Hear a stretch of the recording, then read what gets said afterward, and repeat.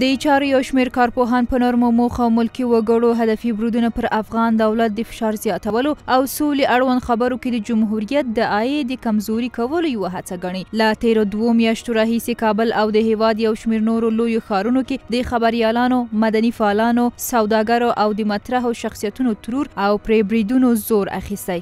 تېره اونۍ غزني کې د خبریالانو د ټولنې رئیس، کابل ښار کې د فیفا ادارې مشر یوسف رشید او وړمه ورځ پروان کې مدني فعاله فرشته کوهستانۍ هم په 3 بېلابېلو بریدونو کې شهیدان شول. نن سهار هم کابل ښار کې څو هدفي چاودنې وشوې چې یو شمېر نظامي او ملکي کسان پکې شهیدان او ټپیان شوي دي. د افغان سولې لپاره د امریکا ځانګړي استازي زلمي خلیلزاد د هدفي بریدونو زیاتوالی د سولې خبرو لپاره تخریبونکی عمل ګڼلی او د درولو غوښتنه یې کړې ده.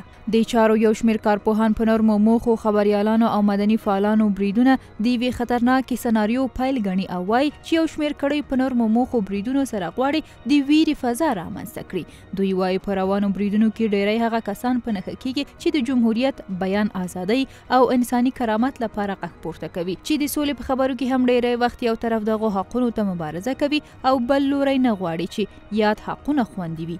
د هدفي وژنو یا د ټارګټ کیلینګز د زیاتېدو له امله په ټولنه کې یو ډول خطرناک عواقب رامنځته شوي دي، ځکه د یو شمېر ډلو لخوا هغه اشخاص چې هغوی د حق لپاره خبرې کوي او یا هم د انساني کرامت یا د بیان د ازادۍ لپاره غږ پورته کوي، نو د هغوی په زړه کې یو ډول ویره رامنځته شوې ده. یو شمېر نور کارپوهان د ناامنیو د وروستۍ بې سابقې څپې تر شا د یو شمېر بهرنیو هیوادونو د استخباراتو او مافیایي کړیو کار ګڼي چې د وسلوالو طالبانو په واسطه یې ترسره کوي. دوی وایي دغو بریدونو سره غواړي چې د حکومت او خلکو ترمنځ واټن زیات کړي.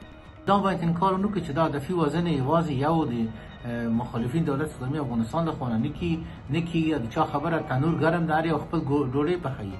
شخصي آدم چې لري هغه خپل نفر وزني، قومي و تنظیمي سمتي مشکلات هم چې یو بل سره دي هغه هم خپل نفر تروي او هاذا القیاس پخوانۍ عقدې چې پاتې دي هغه هم خپل نفر تروي.